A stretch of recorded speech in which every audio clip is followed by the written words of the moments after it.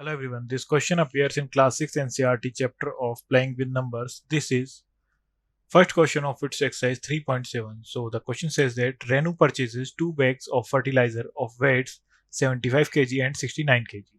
Find the maximum value of weight which can measure the weight of fertilizer exact number of times.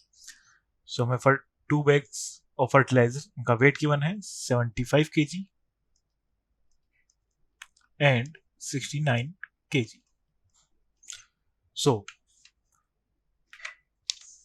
Maximum weight हो जाएगा हमारे पास maximum weight is equal to HCF of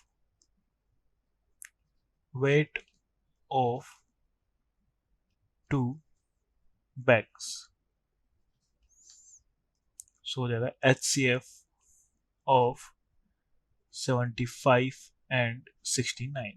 सो हो जाएगा हमारे पास 75 is equal to 3 into 5 into 5 and 69 is equal to 3 into 23. So HCF हो जाएगा हमारे पास हाईएस्ट कॉमन फैक्टर हो जाएगा ओनली 3. So 3 kg